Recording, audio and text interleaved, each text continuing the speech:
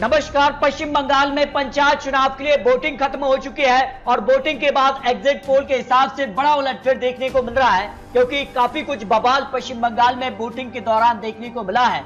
लेकिन आपको बता दें कि जिला परिषद और यहाँ पर जिस खास से पंचायत चुनाव के लिए ग्राम पंचायत और यहाँ पर पंचायत समिति के लिए करीब 73,000 यहाँ पर सीटों पर वोटिंग खत्म हुई है। और ऐसे में पंचायत चुनाव पर किसका कब्जा होगा, क्योंकि अपने अपने जीत के दावे सामने आ रहे हैं और बीजेपी, टीएमसी, कांग्रेस और यहाँ पर सीपीएम यहाँ चुनावी मैदान में थी, लेकिन किसके दावे में कितना दम है, इसको लेकर कुछ महत्वपूर्ण विश्लेषण आपको दिखाने वाले हैं। आखिर पश्चिम बंगाल में किसका पलड़ा भारी नजर आ रहा है, क्योंकि अब वोटिंग खत्म हो चुकी है और यहाँ पर 11 जुलाई को नतीजे सामने आ जाएंगे। लेकिन इससे पहले कुछ महत्वपूर्ण आंकड़े सामने आ रहे हैं, क्योंकि पंचायत चुनाव के लिए 2018 की बात कर लेते हैं तो वोट शेयर के मामले में यहाँ टीएमसी ने 56% यहाँ पर वोट हासिल किए थे, बीजेपी ने 19% वोट शेयर और यहाँ लेफ्ट ने 12%, कांग्रेस ने 4%, अन्य के पक्ष में 9% वोट शेयर गया था। लेकिन इस बार काफी बदलाव देखने को मिल रहा है, जिस कार की रणनीति देखने को मिली, जिस कार से चुनावी मैदान में बड़े बड़े दिग्गज नेता रहे हैं, उसके बाद पंचायत चुनाव में किसका पलड़ा भारी नजर आ रहा है, क्योंकि पश्चिम बंगाल में सुरक्षा के बीच भी मतदान केंद्रों पर काफी तोड़फोड़ देखने को मिली है और यहाँ पर कई लोगों की जान भी गई है। ऐसे में पश्चिम बंगाल में करीब 66% यहाँ पर मतदान 5 बजे तक के आंकड़ों के हिसाब से रहा है। तो ऐसे में किसका पलड़ा भारी नजर आ रहा है, क्योंकि अपने अपने जीत के दावे सामने आ रहे हैं, लेकिन पलड़ा किसका भारी नजर आ रहा है, इस पर कुछ महत्वपूर्ण विश्लेषण सामने आ रहे हैं। क्योंकि अब एक पार्टी दूसरे पार्टी पर आरोप जरूर लगा रही है, जिस कार की हिंसा देखने को मिली है, लेकिन किसके जीत के दावे यहाँ पर सामने आ रहे हैं और जो विश्लेषण है, जो आंकड़े हैं, उसमें किसकी ताकत यहाँ सामने आ रही, क्योंकि जनता ने अपना फैसला जो है बैलेट पेपर के जरिए यहाँ तय कर दिया है। लेकिन किसका पलड़ा भारी है, इसके आंकड़े 11 जुलाई को सामने आएंगे। लेकिन उससे पहले कुछ महत्वपूर्ण आंकड़े भी सामने आ रहे हैं, जिसका अगर बात की जाए तो 22 जिला परिषद और 9,723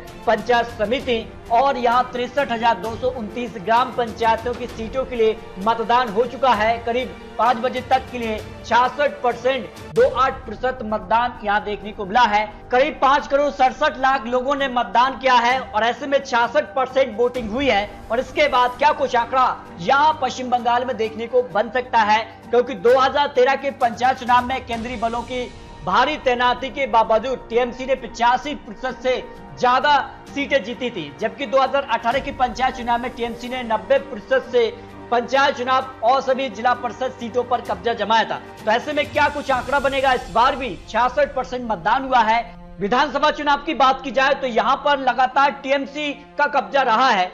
2011, 2016 और 2021 में ममता बनर्जी यहाँ मुख्यमंत्री रहे हैं। तो ऐसे में क्या कुछ आंकड़ा बनने जा रहा है, क्योंकि विधानसभा चुनाव के अलावा लोकसभा चुनाव में भारतीय जनता पार्टी ने कमबैक किया है और यहाँ 2014 में 2 सीट थी भारतीय जनता पार्टी के पक्ष में, लेकिन 2019 लोकसभा चुनाव में यहाँ 18 सीटों पर जीत हासिल की है। इसके अलावा विधानसभा चुनाव में भी बीजेपी ने सीटों में इजाफा किया है। यहाँ टीएमसी ने 207 सीटें हासिल की, तो बीजेपी ने 81 सीटें और कांग्रेस 2 सीटों पर और यहाँ अन्य भी 2 सीटों पर सिमट गया था। तो ऐसे में पश्चिम बंगाल काफी महत्वपूर्ण राज्य बन गया है। और पंचायत चुनाव की अगर बात की जाए तो 2018 में यहाँ जो है लोकल बॉडी इलेक्शन के लिए ग्राम पंचायत के लिए जो है टीएमसी ने 38,118 सीटों पर जीत हासिल की थी, वही बीजेपी ने 5,779 यहाँ सीटें हासिल की थी, लेफ्ट ने 1713 और कांग्रेस ने 1066 और अन्य के पक्ष में 1960 सीटों पर जीत मिली थी। यानी ग्राम पंचायत के लिए जो 2018 के आंकड़े रहे थे उसमें टीएमसी काफी आगे दिखी थी। और यहाँ पर पंचायत समिति की भी बात की जाए तो यहाँ टीएमसी ने यहाँ पर 8,062 सीटों पर जीत हासिल की थी, बीजेपी 769 सीटों पर सिमट गई थी और लेफ्ट यहाँ 129, कांग्रेस 133, अन्य के पक्ष में 121 सीटों पर जो है पंचायत समिति के रिजल्ट रहे थे।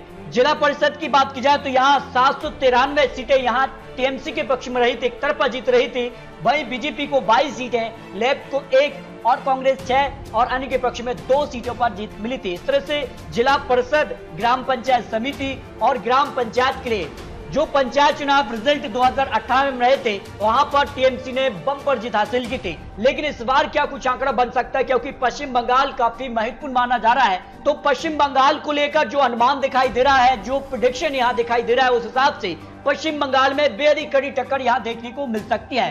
ग्राम पंचायत और पंचायत समिति जिला परिषद के लिए जो आंकड़ा सामने आ रहा है वो बेहद ही चौंकाने वाले आंकड़े बन रहे हैं, क्योंकि यहां पर जिस प्रकार का माहौल पश्चिम बंगाल में देखने को मिला है उसका कहीं ना कहीं इफेक्ट यहां इस चुनाव में देखने को मिल सकता है।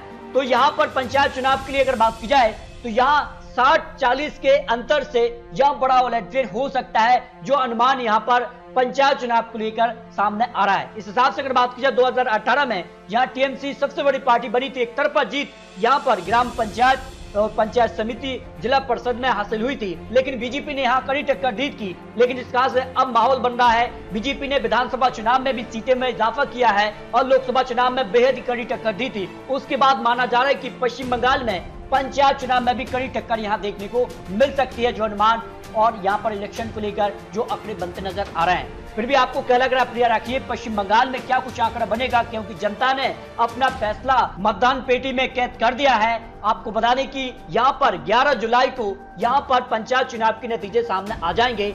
आखिर 2018 की तरह क्या टीएमसी एक बार फिर से बड़ी पार्टी बनेगी या फिर बीजेपी यहां पर वापसी करने जा रही है, इस पर आप राय रख सकते हैं। तो मिलते हैं दोस्तों और लेटेस्ट और महत्वपूर्ण विश्लेषण के साथ, तब तक के लिए जय हिंद, जय भारत।